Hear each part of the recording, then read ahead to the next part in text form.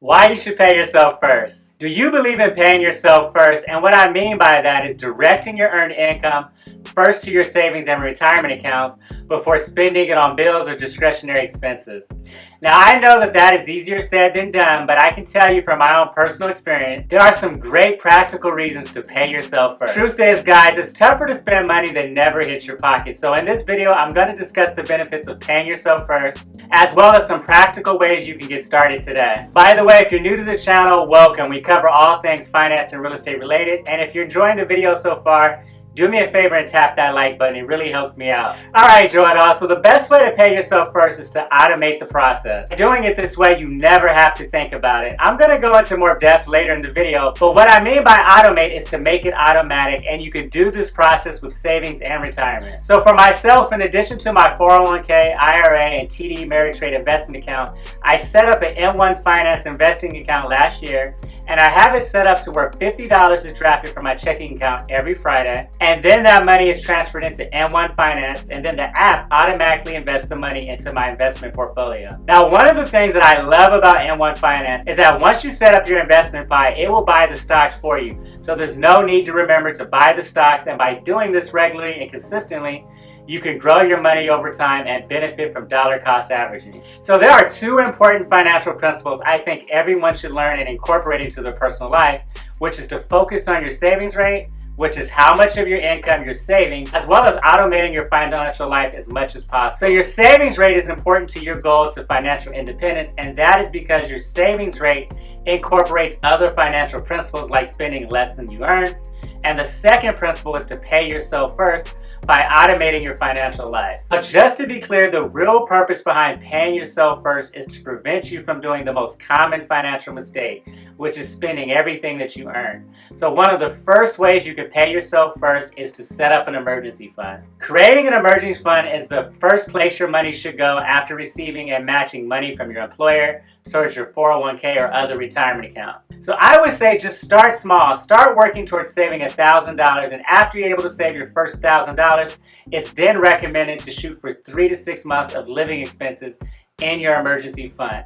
Now, this should be an entirely separate account from your checking account, and having a solid emergency fund allows us to live life with less financial stress, and it will encourage you to be aggressive with your investing and allow you to avoid digging yourself into further consumer and credit card debt. Now, I actually had the starter go out on my car recently, and that with some additional maintenance items ended up costing me close to $700. Able to cover this unforeseen expense with my emergency fund.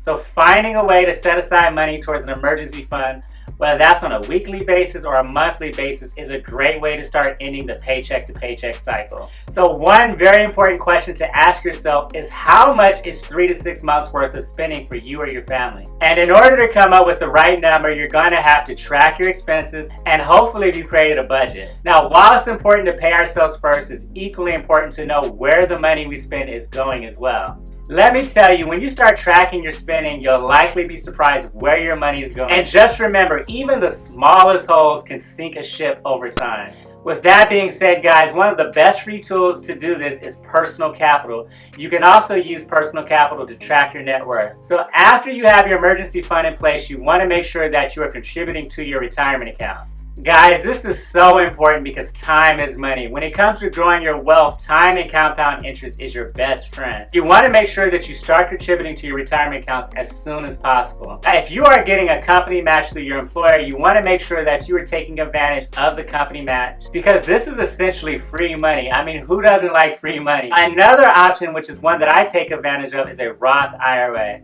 So a Roth IRA is a retirement savings account that allows your money to grow tax-free. So you fund a Roth with after-tax dollars, meaning you've already paid taxes on that money that you put into the account.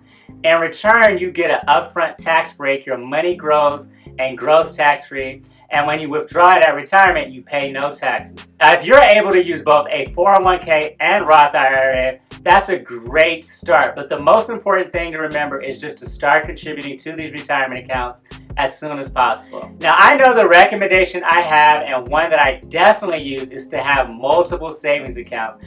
I personally like to diversify and spread out my money. And I just think that it's honestly a great idea to establish different financial relationships with different banks and credit unions. I know for myself, this has really helped me out over the years because I'm able to shop around and get the best rates on whatever financial products I'm looking for because I have set up multiple accounts with different banks. But on top of that, guys, there's a practical reason for having multiple savings accounts, and some of it is psychological. If you only have one savings account, you're more likely to raid it for unnecessary things. However, if you have multiple savings accounts, like let's say a travel savings account, you're much less likely to raid that money, which is meant for a vacation, to, let's say, pay for a new car. It could happen, but you're less likely to do it. So this is why I highly suggest that you have multiple savings accounts that your money cash flows into after you receive your paycheck.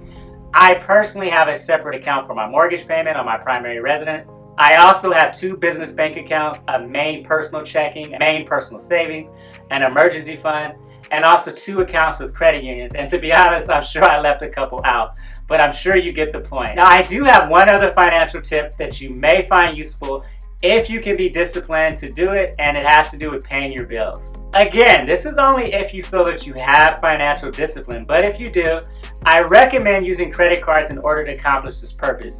You might as well get some cash back or travel rewards points when you pay your bills. Just think of it as 2 for 1. So I have certain bills such as my auto insurance and my cell phone that automatically gets billed to my American Express Gold card.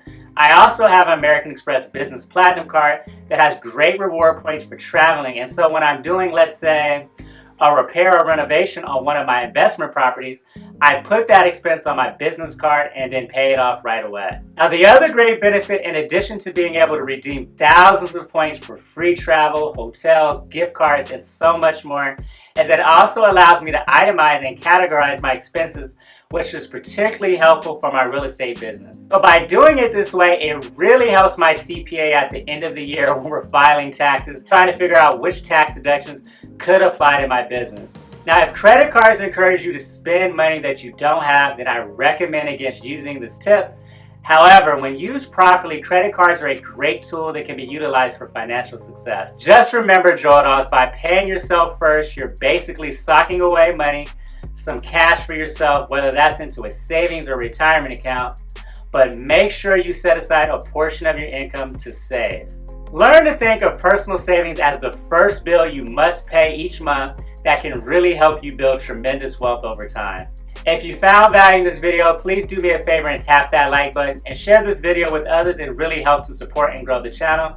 Don't forget to subscribe and turn on the notification bell as I'm posting valuable new content multiple times a week. Thanks again for watching, and until next time.